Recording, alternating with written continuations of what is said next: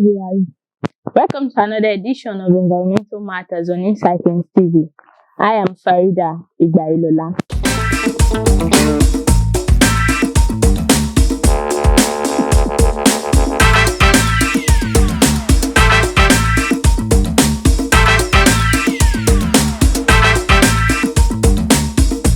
Today I'll be discussing plastic pollution. What is plastic? Plastic are material formed from a wide range of synthetics that can be molded into solid objects like bags, cans, storage containers, etc.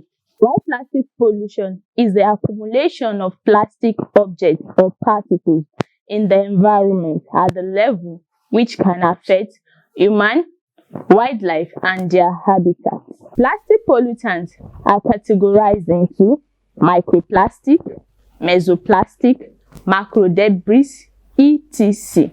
What is microplastic? Microplastic are fragments of plastic that are usually less than 5 mm in length. An example is nylon.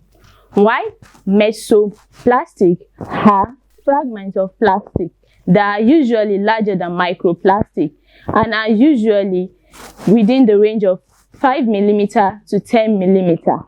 An example is resin pellets. What about micro debris? Micro debris are also known as plastic debris. They are usually larger than 20 mm in length and are usually found in the ocean basin. What are the causes of plastic pollutants? The causes of plastic pollutants in our environment cannot be far-fetched.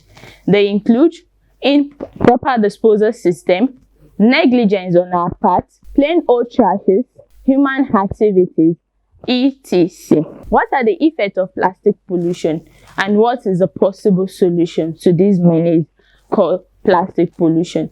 These I'll be discussing shortly after this time out. Please stay with us.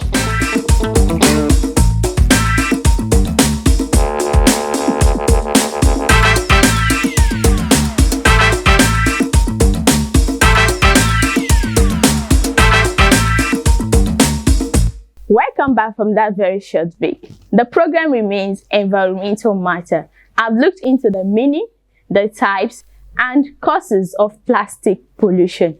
Now I'll be looking at the effects of plastic pollution and proffer possible solution to this menace called plastic pollution.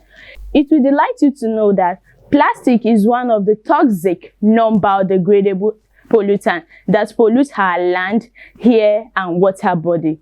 These pollutants has an adverse effect on human, animal, and the wildlife. What are the effects of plastic pollution? The effects of plastic pollution include loss of soil fertility. It causes landslide. It causes flooding as a result of blocked drainage system. It also threatens marine environment.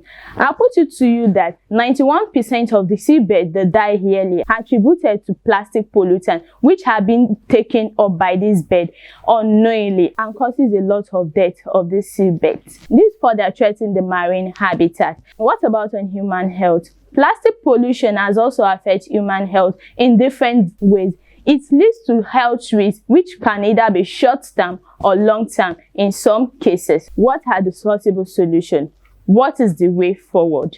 Governments, manufacturers, retailers, consumers, all have to come together to tackle this menace of plastic pollution. How are we going to tackle it?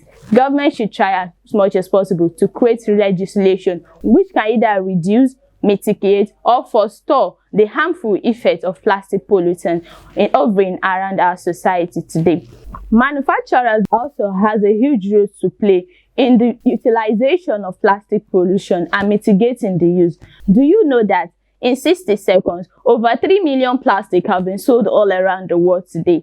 You are amazed, right? That is just the fact. The rate at which plastic is being sold in the world today is alarming, and this also has an adverse effect on us all. How do we curb this too?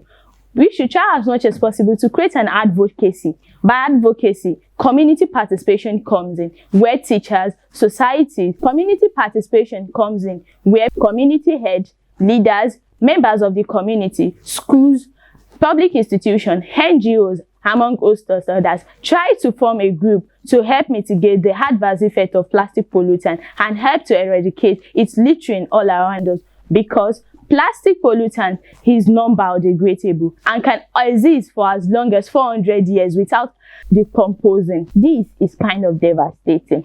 What about recycling? Recycling is that of reusing originally produced containers or plastic objects and thus reducing its circulation in our environment. Ooh, this is kind of disheartening. And on this note, I would like to implore us all to try to be an advocate of our environment, for us to live in a healthy environment that will be germ-free, disease-free, and safe for us all. On this note, I will draw the curtain on today's episode. Until I come your way next time, I am Faridah Igbayilola.